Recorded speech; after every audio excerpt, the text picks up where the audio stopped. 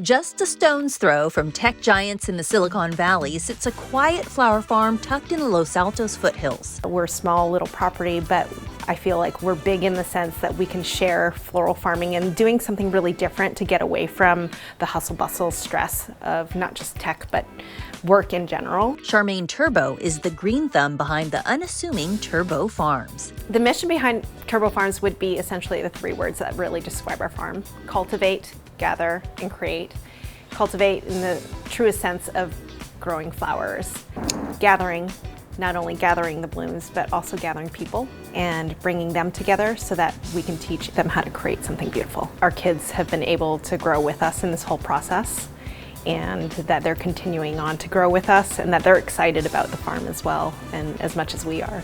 Now we're starting to see more unique things. So when it comes to micro farming, we have to be very intentional about how we grow things and where we place them, just because we're limited by space.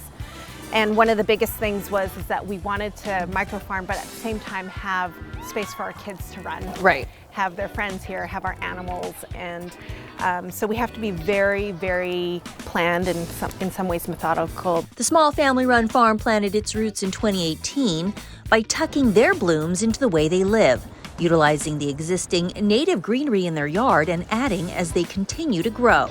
The nice part about us being intentional in how we've planted things is we can select what type of greenery we can use, and that it's unique in that way. It's fun and frustrating at the same time. Not everything always goes as planned, and I think if there's one thing that I've learned, we just really need to roll with Mother Nature.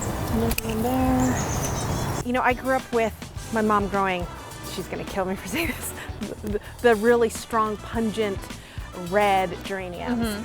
And that's what I knew. It was kind of also like status, which is another flower that we grow here, where it was like the purple dried flowers that would sit in the dining room. And I vowed that that's something that I wasn't gonna grow here, that I wanted to grow something. Hi, Mom. Yeah, hi, Mom. So now when people come here, they get to smell the scented geranium, they get to feel and see texturally what it's all about.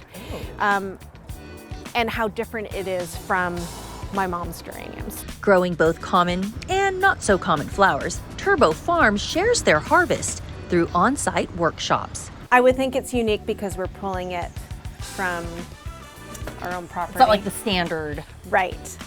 So that's what makes it a little bit more different, is that you're not gonna necessarily find leaves like Fatsia at the grocery store. Offering a unique experience, immersing participants in the world of floral farming and design. I think the funnest part is actually seeing people when they've created something from start to finish, where they get to learn about the plant that they're cutting from, and in the end they get to design with it. Yeah. And for most people, they don't get to do that. I like my pieces to look like they've just come out of the garden, instead of like really structured, just flowing, natural, so that it breathes with your home. And I saw firsthand how this farmette puts her blooms to work. Today we're gonna do a low centerpiece. The tools that we're gonna use is good old chicken wire, really nice and simple. You need a good sharp pair of snips that are clean, and we have some floral tape. So how I would normally start is I would take this and we just turn it into a little bit of a dome. Next we're going to start our piece, but we need water. So we'll have Kim go ahead and fill our vessel, and make sure you fill it up pretty much full, maybe about a centimeter to an inch below the top. Perfect. So I'm just gonna lay out our greenery first. We have some lemon eucalyptus and things that we harvested this morning, Aubrey. We've got some chocolate geranium. We've got the rose of attar geranium. And you see how we're creating this scooping shape. Aubrey, where would you like to see this? Ruh-roh. I don't want to mess up your shape. Nope. I don't know, something like good. that. Yeah, we're good. So I'm also going to layer them in so that it creates more textural interest.